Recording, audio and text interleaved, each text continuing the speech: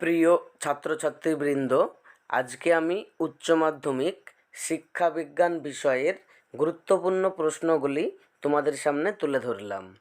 যে প্রশ্নগুলি 2024 সালের উচ্চ মাধ্যমিক পরীক্ষার জন্যে খুবই গুরুত্বপূর্ণ। আমি প্রশ্নগুলি প্রতি অধ্যায় ভিত্তিক তোমাদের সামনে তুলে ধরলাম। এসো তাহলে প্রথম অধ্যায় থেকে 8 নম্বর মানের কিছু প্রশ্ন দেখে নিই। 1. পরিণমন কাকে বলে? শিক্ষাক্ষেত্রে পরিণমনের ভূমিকা আলোচনা করো। 2. মনোযোগ বলতে কী বোঝো? শিক্ষাক্ষেত্রে মনোযোগের ভূমিকার মূল্যায়ন করো। অথবা প্রশ্নটি এভাবে আসতে পারে, মনোযোগ কাকে বলে? শিক্ষায় মনোযোগের ভূমিকা লেখো। 3. আগ্রহ কাকে বলে? এর বৈশিষ্ট্য লেখো। শিক্ষাক্ষেত্রে আগ্রহের ভূমিকা লেখো। 4. স্পিয়ারম্যানের মতে মানসিক ক্ষমতার দুটি উপাদান কী? স্পিয়ারম্যানের দ্বি উপাদান তত্ত্ব ও থার্স্টনের বহু উপাদান তত্ত্বের পার্থক্য লেখো। 5. সাধারণ মানসিক ক্ষমতা কাকে বলে? সাধারণ মানসিক ক্ষমতার বৈশিষ্ট্যগুলি লেখো। শিক্ষাক্ষেত্রে স্পিয়ারম্যানের দ্বি উপাদান তত্ত্বের গুরুত্ব লেখো। এবারে আমরা দেখে নিই দ্বিতীয় অধ্যায়। 1 নম্বর প্রশ্ন, শিখনের কৌশল হিসেবে স্কিনার বক্স কী? সংক্ষেপে স্কিনার বক্সের পরীক্ষাটি বর্ণনা করো।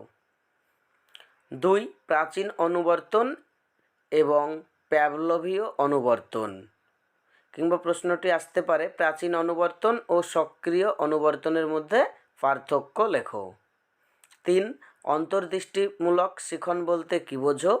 অন্তর্দৃষ্টি শিখনের বৈশিষ্ট্যগুলি চিহ্নিত করো। তৃতীয় অধ্যায় থেকে একটি প্রশ্ন রেখেছি, কেন্দ্রীয় পরিমাপের সুবিধা অসুবিধাগুলি উল্লেখ করো, কিংবা এখান থেকে প্রশ্ন আসতে পারে ভূশিষ্টকের সুবিধা ও অসুবিধাগুলি আলোচনা করো, কিংবা গড়ের সুবিধা ও অসুবিধাগুলি আলোচনা করো। চতুর্থ অধ্যায় 1 নম্বর প্রশ্ন, শিক্ষায় সম সুযোগের ধারণাটি আলোচনা করো। এবার আমরা দেখে নিই পঞ্চম অধ্যায় 1 নম্বর প্রশ্ন, বিশ্ববিদ্যালয় শিক্ষা কমিশনের বিচার্য বিষয়সমূহ আলোচনা করো। উচ্চশিক্ষার মাধ্যম সম্পর্কে ওই কমিশনের সুপারিশ কী ছিল?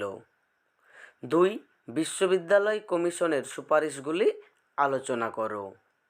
এবার আমরা দেখে নিই ষষ্ঠ অধ্যায় 1 নম্বর প্রশ্ন, মাধ্যমিক শিক্ষা কমিশন পরীক্ষা ও মূল্যায়ন ব্যবস্থা সম্পর্কে কী সুপারিশ করেছিল তা আলোচনা করো। এবারে দেখে নিই সপ্তম অধ্যায় 1 নম্বর প্রশ্ন, মাধ্যমিক শিক্ষা সংক্রান্ত বিষয়ে কোঠারি কমিশনের সুপারিশগুলি সংক্ষেপে আলোচনা করো। 2. বৃত্তিমুখী ও কারিগরি শিক্ষার মধ্যে সম্পর্ক নিরূপণ করো। 3. কোঠারি কমিশনের সুপারিশ অনুসারে প্রাথমিক শিক্ষার পাঠ্যক্রম বিষয়ে আলোচনা করো। 4. কোঠারি কমিশনের সুপারিশ অনুসারে মাধ্যমিক শিক্ষার কাঠামো ও পাঠ্যক্রম সম্পর্কে আলোচনা করো। 5. প্রাক প্রাথমিক শিক্ষা কী? প্রাথমিক স্তরের শিক্ষার উদ্দেশ্য, কাঠামো এবং পাঠ্যক্রম সম্পর্কে কমিশনের সুপারিশসমূহ উল্লেখ করো। এবার আমরা দেখে নিই অষ্টম অধ্যায় 1 নম্বর প্রশ্ন, জাতীয় শিক্ষানীতি 1986 ও রামমূর্তি কমিটির পর্যালোচনার প্রেক্ষিতে জনার্দন কমিটির সুপারিশগুলি কী? 2. জাতীয় শিক্ষানীতি সম্পর্কে তোমার মতামত ব্যক্ত করো। 3. জাতীয় ব্যবস্থায় শিক্ষা সম্পর্কে জাতীয় শিক্ষানীতির প্রস্তাবগুলি উল্লেখ করো। এবার আমরা দেখব নবম অধ্যায়। এই অধ্যায় থেকে প্রশ্নের মান হবে 4। 1 নম্বর প্রশ্ন, দৃষ্টিহীন শিশুদের শিক্ষার প্রধান উদ্দেশ্যগুলি কী ছিল? 2. ব্রেইল পদ্ধতির ওপর সংক্ষিপ্ত টিকা লেখো। 3. প্রতিবন্ধী শিশুদের শিক্ষার সমস্যাগুলি উল্লেখ করো। দশম অধ্যায়, এখান থেকেও প্রশ্নের মান 4।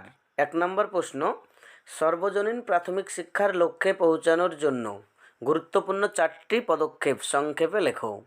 2. সর্বশিক্ষা অভিযানের যে কোনো 4টি মূল উদ্দেশ্য লেখো। 3. বয়স্ক শিক্ষার কী কী সমস্যা আছে, সমাধানের পদ্ধতিগুলি উল্লেখ করো। 4. সর্বশিক্ষা অভিযানের কর্মসূচি উল্লেখ করো। 11 নম্বর অধ্যায় 1 নম্বর প্রশ্ন, সাক্ষরতা কাকে বলে? জাতীয় সাক্ষরতা কর্মসূচির লক্ষ্য লেখো। 2, জাতীয় সাক্ষরতা কর্মসূচি কী? কীভাবে জাতীয় সাক্ষরতা কর্মসূচির মূল্যায়ন করা হয়? 3, একত্রে বসবাসের শিক্ষা সম্পর্কে সংক্ষিপ্ত আলোচনা করো। 4, জানার জন্য শেখা বলতে কী বোঝো? 5, কর্মের জন্য শিক্ষা বলতে কী বোঝো? এই ধরনের শিক্ষার প্রয়োজনীয়তা আলোচনা করো। 6, শিক্ষার একটি উদ্দেশ্য হলো একত্রে বসবাসের জন্য শিক্ষা। কিভাবে শিক্ষা এই উদ্দেশ্য পূরণে সহায়তা করে? এই প্রশ্নগুলি পড়লেই আশা করি তোমরা এবছর এখান থেকে সমস্ত প্রশ্ন কমন পেয়ে যাবে। পরবর্তী ভিডিওগুলি পেতে চ্যানেলটি সাবস্ক্রাইব করে পাশে থাকা বেল আইকনটি অন করে রাখো।